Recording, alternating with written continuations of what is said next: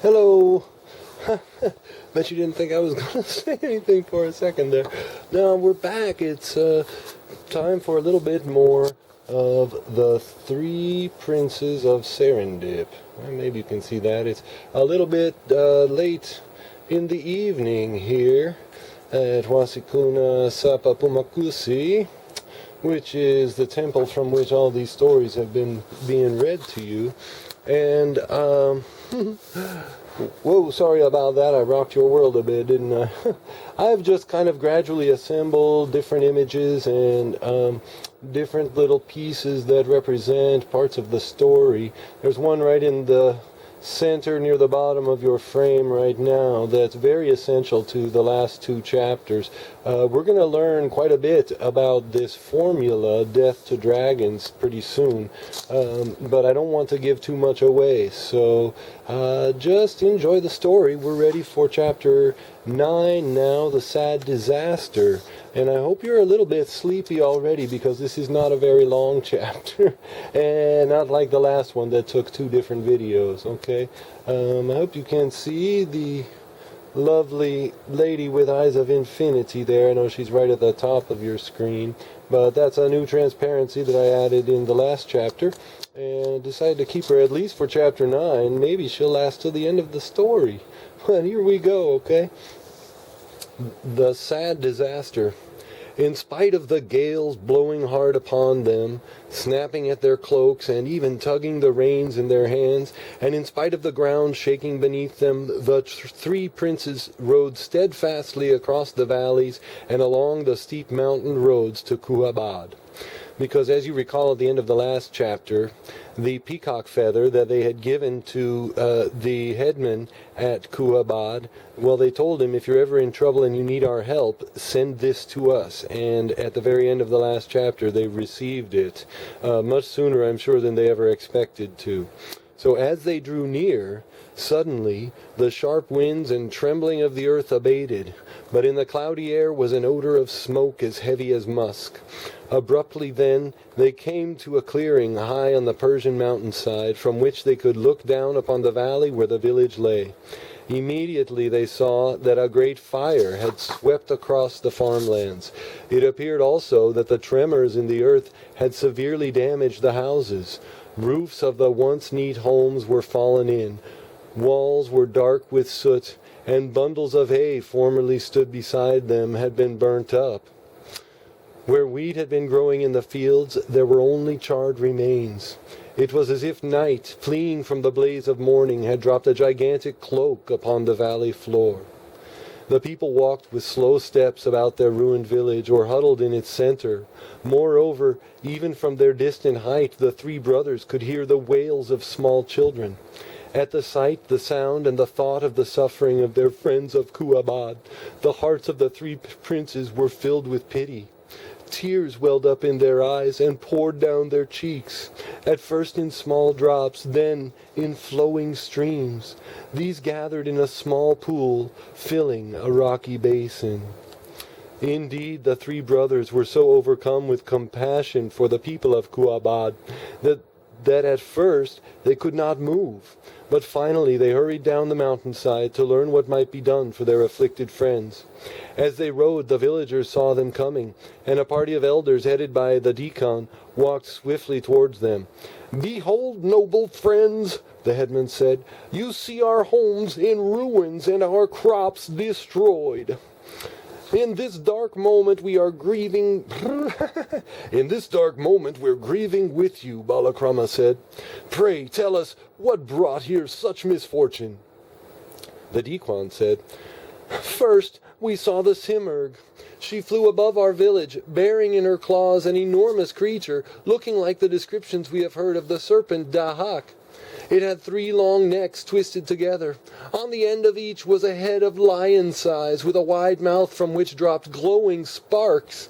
He waved his hand toward the burnt fields and continued, "When they fell onto our farmlands, long dry from lack of rain, fire sprang up instantly. We tried to stamp it out, but to no avail, for there followed a great wind which lifted the flames from one stalk to another, while smoke and sparks raced through our village like angry beasts, and fierce winds beat down upon our houses. Then the earth shook under our homes so that walls cracked and roofs fell. Has any person been lost in this disaster? Asked Balakrama. Two are missing whom we have sought in vain, the Dihqan said. Both came to us as strangers, and stayed among us but a short time. One was the old man of whom we spoke when you last were here. Not until after the fire did I learn he had come back the night before, and stayed with a farmer on the edge of the village. Next evening he could not be found, and again none of us saw him leave. Balakrama looked at his two brothers. Once more had Athenicius, like a shadow, slipped away from them. And the other person, the oldest prince said. A young woman, the Dihqan said. She had been found nearby in the mountains, half-starved and very ill. Our women nursed her back to health. We did not know her name, nor may we ever. It seems that she, vainly trying with us to put out the fire, may have perished in it. Looking around, Vijayo said, The plight of Kuhabad is sad indeed. Please accept such small provisions or foodstuff as we carry, and let us know your needs so that we may inform His Imperial Majesty, the Emperor. Accompanied by the Dihqan, the brothers walked through the village. The people thronged around to thank them for coming, while the princes, with deep concern, inquired about their losses. Then they said to the headman, We have heard of a shorter way to return, a route to the west. Over that way we shall speed quickly back to the Emperor and tell him of what has happened. Have no doubt he will immediately send you aid. We are grateful for your coming, the Dihqan said. When you travel forth, may you go with speed and safety. I ask only one thing, beware of the marshlands in your route, for the bottomless pool lies in their midst. The princes thanked him for this warning, mounted their horses, and set out for the seventh palace. Before leaving the border of the village, they went around a small grove of trees which had escaped the fire, and ascended a small blackened hill. Looking down when he reached the crest, Balakrama suddenly saw something which made him stop. Turning back, he called to his brothers. Look, he said, as he dismounted quickly. On the sooty earth, pierced with the blackened remains of stalks of wheat, something long and round was shining in the sunlight. The oldest prince stooped over as his brothers rode up to him and leapt from their horses. What Balakrama had found was a bright cylinder clutched in a charred hand. This was on the end of an arm, which disappeared in a heap of ashes. But around this arm the princes saw a bracelet with a design of stars still visible under a coat of soot. Poor Athenicius, Vijayo said. We have missed him again, and now he has perished in this fire. Still holding the silver case, Rajasingha said. He picked it up and handed it to Balakrama. As he did so, the brothers saw that it was sealed at one end but open at the other. The oldest prince, his fingers clumsy with excitement, reached inside and drew forth the remains of a yellowed scroll, badly charred. Unnoticed by the princes, the cylinder fell to the ground as Balakrama carried what had been its contents down the hill to the shade of a grove of trees. Here, despite their urgent errand for the village, they sat down, and Balakrama unrolled the faded parchment of which the scroll was made. Then, like a piece of driftwood on a shore overtaken by tidal waters, the princes were swept into a vast sea of disappointment. What had been found was only a fragment of the scroll, cut off abruptly. On it was written just the beginning of a poem. This is what the brothers read. Death to dragons. Though the treasure saline be, you will not scoop it from the sea. And often from the sight is hidden such magic not by wishes bidden. One may seek but cannot borrow this mystery lying close to sorrow.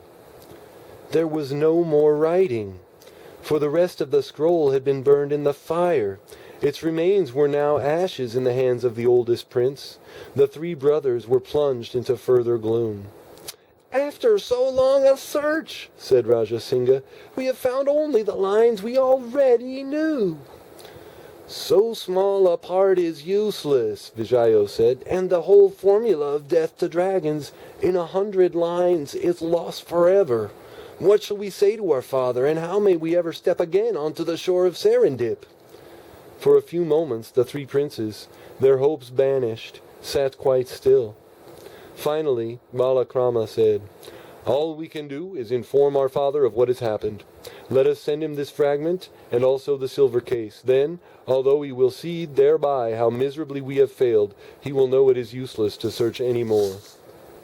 So, weary and discouraged, the three brothers rose, I'm going to turn back for that picture in a moment, to return to the spot on the hill where Balakrama had let the cylinder fall. As they looked up, it could still be seen. Then, however, a very strange thing happened. The center of the pile of ashes, in the place where Athenicius had fallen, began to move. As it did so, the princes saw a bright gleam. Then, slowly emerging from the heap, came a golden bird. It had eyes like fire and shining feathers, which flashed in the sunlight. "Look, look," said Balakrama. "Athenicius lives again in the shape of yonder bird." "So it truly seems," Vijayo said, thinking that never had he seen a feathered thing so beautiful. "And what will he do now?" said Rajasingha. The three princes hurried forward to pick up the silver case, but to their amazement, before they reached it, the golden bird had seized it in his beak. As if in search of something, he flew around and around. Then he headed for the mountain clearing where the three brothers earlier that day had looked down upon the village. And here's a picture of the bird. If you can see, having picked up the silver case that Balakrama and his brothers had been so disappointed to find holding only the portions of Death to Dragons that they'd already been told by people. So he wants that silver case back for something. Let's find out what it is.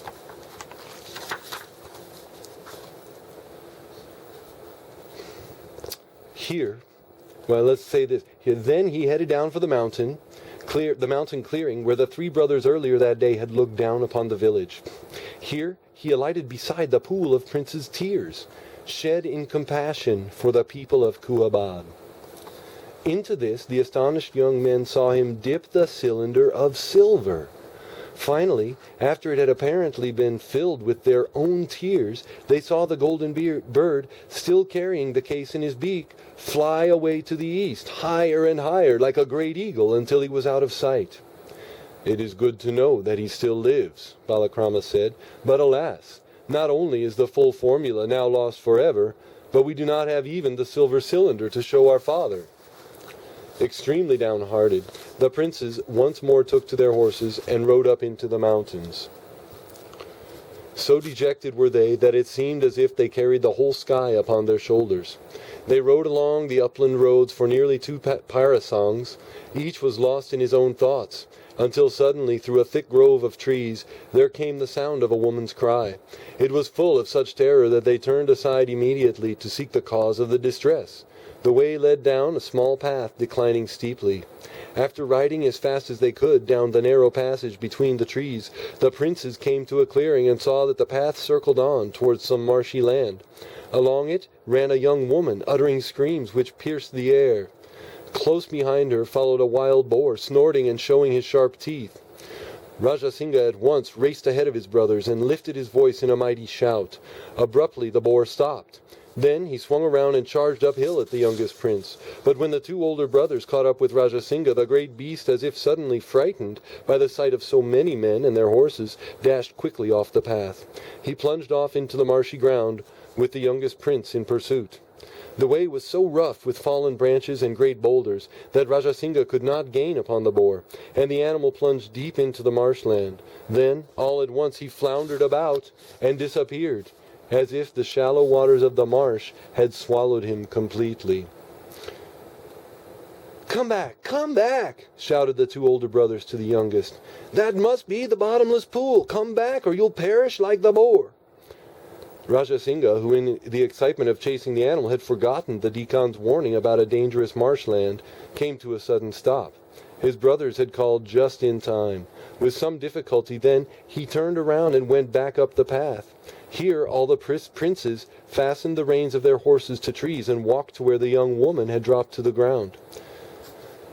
"The boar has perished in yonder marsh," Rajasingha said. "Have no fear of him, but we will implore you to go no farther along this way, or you too may disappear in the bottomless pool." The young woman lifted her head and said, "Then surely you have saved my life, for either I should have fallen therein or been torn to pieces by the boar." She looked up as she spoke, And the princess saw that although her clothes were old and torn, her face was as fair as a round, bright moon. "Pray tell us," Balakrama said, "where your home is, and how you come to be wandering here alone." "Alas," the young woman said, "I have no home, and have long wandered alone.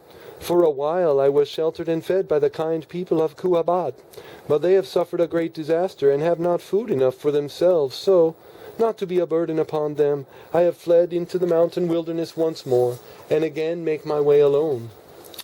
When the princes heard her tale, they were full of astonishment, but a moment later, each made the same guess as to why she wandered alone. Balakrama spoke first. "Alas," he said, "I see that one in a wilderness may walk alone, while another sighs in a palace surrounded by people." "What do you mean?" the young woman asked, rising to her feet.